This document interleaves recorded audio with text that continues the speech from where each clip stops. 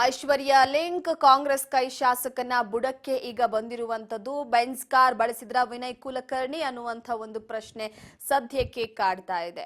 Varahi jewellers ಏನು ಅಕ್ರಮ ಆರೋಪದ ವಿಚಾರವಾಗಿ ಹಣದೋಚಿಕೆಯ ವಿಚಾರಕ್ಕೆ ಸಂಬಂಧಪಟ್ಟಂತೆ ಐಶ್ವರ್ಯ ಲಿಂಕ್ ಇದೆ ಕಾಂಗ್ರೆಸ್ ಶಾಸಕನಿಗೆ ಅನ್ನುವಂತಹ ವಿಚಾರ ಈಗ ಬಯಲಾಗಿರುವಂತದ್ದು. ಸೊ ಆ ವಿಚಾರ ಕಾಂಗ್ರೆಸ್ ಕೈ ಶಾಸಕನ ಬುಡಕ್ಕೆ ಬಂತ, ಬೆಂಜ್ ಕಾರನ್ನ ಬಳಸಿದ್ರ ವಿನಯ್ ಕುಲಕರ್ಣಿ ಅನ್ನುವಂತಹ ಒಂದು ಪ್ರಶ್ನೆ ಸದ್ಯಕ್ಕೆ ಕಾಡ್ತಾ ಇದೆ.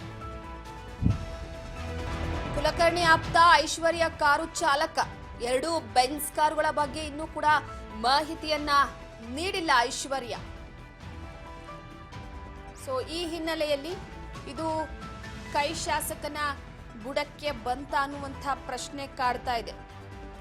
ಐಶ್ವರ್ಯ ಗೌಡ ದಂಪತಿ ವಿರುದ್ಧದ ವಂಚನೆ ಪ್ರಕರಣ. ಐಶ್ವರ್ಯ ಪತಿ ಹರೀಶ್ ಹೆಸರಲ್ಲಿ ಕಾರು ಬಳಕೆಯನ್ನ ಮಾಡಲಾಗಿದೆ ಅನ್ನುವಂತಹ ವಿಚಾರ ತಿಳಿದು ಬರ್ತಾ ಇದೆ. ಈಗ ವಿನಯ್ ಕುಲಕರ್ಣಿಯಿಂದ ಐಷಾರಾಮಿ ಬೆಂಜ್ ಕಾರನ್ನ ಬಳಕೆ ಮಾಡಲಾಗಿದೆ ಅನ್ನುವ ಆರೋಪ ಕೇಳಿ ಬರ್ತಾ ಇದೆ. ಪೊಲೀಸ್ ತನಿಖೆಯಿಂದ ಬೆಳಕಿಗೆ ಬಂದಿದೆ ಕಾರು ವಿಚಾರ.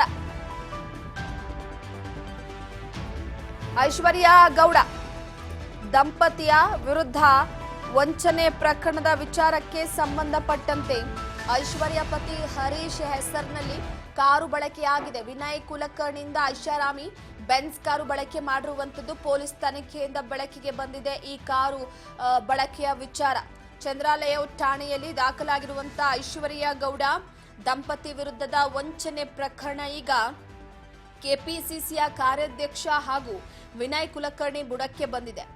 ಐಶ್ವರ್ಯ ಗೌಡ ಅವರ ಪತಿ ಹರೀಶ್ ಹೆಸರಿನಲ್ಲಿ ನೋಂದಣಿಯಾಗಿರುವಂತಹ ಐಷಾರಾಮಿಯ ಬೆಂಜ್ ಕಾರನ್ನ ಮಾಜಿ ಸಚಿವ ವಿನಯ್ ಕುಲಕರ್ಣಿ ಬಳಕೆ ಮಾಡಿರುವುದು ಪೊಲೀಸ್ ತನಿಖೆಯಿಂದ ಬೆಳಕಿಗೆ ಬಂದಿದೆ ಅಂತ ಹೇಳಲಾಗ್ತಿದೆ.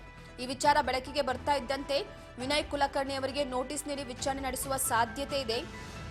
ಈಗಾಗಲೇ ಒಂದು BMW, ಆಡಿ ಹಾಗೆ ಫಾರ್ಚುನರ್ ಕಾರನ್ನ ಪೊಲೀಸರು ಜಪ್ತಿ ಮಾಡಿದ್ದಾರೆ. ಐಶ್ವರ್ಯ ಬಳಿ ಇನ್ನೂ ಕೂಡ ಎರಡು ಬೆಂಜ್ ಕಾರ್ಗಳು ಇದ್ವು. ಎರಡು ಬೆಂಜ್ ಕಾರ್ಗಳ ಬಗ್ಗೆ ಐಶ್ವರ್ಯ ಇನ್ನೂ ಕೂಡ ಬಾಯ್ಬಿಟ್ಟಿಲ್ಲ.